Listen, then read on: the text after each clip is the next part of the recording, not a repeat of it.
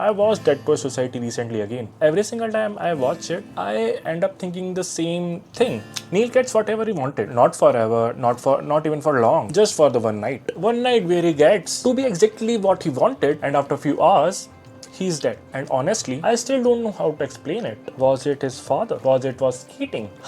Was it a pressure? Or was Neil himself? Because the weird thing is, the movie really never gives you the answer. And I think it was intentional. I think Dead Poor Society is less interested in telling why Neil died and more interested in asking what is actually it meant to be lived. So let's talk about it. Let's start with a person who everybody argues about. Depending on who you are asking, he either be the best teacher of these boys or the reason why everything went wrong. And honestly, I get the both sides. Keating walks into a school where everyone's future is already decided. Doctors, lawyers, engineers. The boys don't really get to say any of it. And then Keating shows up and start telling the things nobody has ever told to them. Think of yourself, question things, make your life extraordinary. For the first time, these boys aren't thinking about what they're supposed to become. They are thinking about who actually they are. And that's powerful, but it's also dangerous because once someone shows you different way to live, it's really hard to go back. The thing that stick with me of Keating, that Keating teaches them how to dream, but he can't protect them from reality. He opens a door, but the world on the other side is still the same. And yeah, nobody walks that door faster than Neil. Neil understands Keating immediately. Some students admired him. Some students are inspired by him. Neil practically come alive because of him. Because for the first time in his life, somebody is telling him that what he wants actually matters. And what Neil wants is simple. He wants to act not as a hobby, not as a side project, not as something he does on weekends. He wants it to be as his life. And then comes the play, A Midsummer's Night Dream. The best moment of his life. Yeah, because he died at very young age. Everyone is cheering. Everyone is proud of him.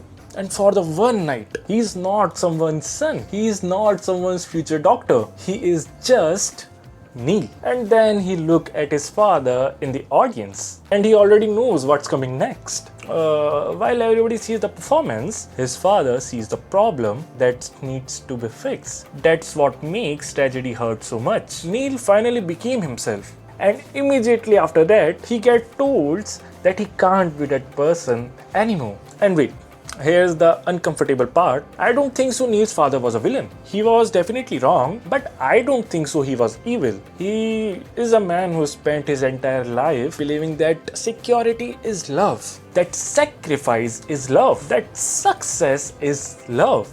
Everything he does come from that belief. Every order, every demand, every decision. The problem is that he never actually asks Neil what Neil wants. He decides. That's the relationship. If you grew up in that household where your future discussed more than your feelings, you probably recognize that guy. Because people like Neil's father aren't that rare. They are everywhere. He is not wrong about the world being difficult. The world is difficult. He is just completely a blind man to what his son needs. And that blindness cost everything. And there is Todd Edrison, the character I appreciate every time I watch the movie. Because Todd isn't the loud one. He's not that brave. He's neither a talented one though. He's just scared all the time. Scared of being judged, scared of being speaking, scared for taking space. And honestly, and that's more relatable than most of the movie heroes. Keating sees something in Todd Edrison that Todd couldn't see himself. And little by little, Todd starts changing. Not dramatically, not overnight, just enough. Enough to speak, enough to be heard, enough to exist without apologizing for it. And then the ending happens. Neil is gone, Keating is fired, everything falls apart. And then Todd stands on the desk. That moment isn't about rebellion. It's about a boy finding his own voice when it would be easier to stay silent. And that's why it hits so hard. And there is Charlie Dalton. Oh, sorry, Nwanda. The guy everybody wishes to be. Funny, confident, fearless. The guy who seems completely unaffected by everything. But here's what interesting. I think Nwanda understand Keating better than anyone. Even Neil. Neil needed permission. Don needed encouragement. Nwanda needed neither. He was already living the way Keating telling everyone to live. Keating didn't unlock something inside him. He just confirmed that what Nwanda really believed. And that's why his story is weirdly sad. Because when school finally get rigged of him, it barely feels the moment. He is just gone. Like people who refuse to fit in a system of an hour, quietly removed, quietly forgotten. And I keep thinking about that. The loudest person ever disappear quietly.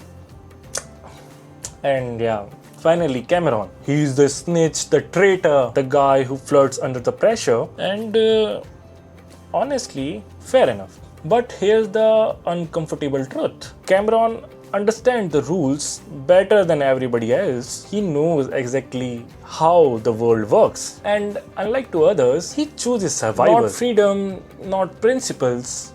Survival. Do I respect it? Like, not really. Yeah, but I do understand it. Because most people don't stand on a desk. Most people signs the paper. Most people keeps their head down. Most people do what Cameron did. And that's what makes him and such a effective character. He is not the villain. He is normal. And that's much scarier. At least for me. So why did Neil do it? Was a Keating? Was it was his father? Was it the system? The expectations? The pressure? See, what I see, seeing freedom and realizing he might never have it. I don't know. And I don't think the movie knows either. Because the older I get, the Dead Poor Society feels like a movie about suicide. And it more feels like a movie about what happens when who you are and who you are expected to be became impossible to reconcile. That's why people still talk about it. Not because it answers anything, because it doesn't. Thinking, arguing, wondering, trying to figure it out, just like we are doing right now. Should I? मैं आऊंगा तक नहीं. Oh, Captain, my Captain.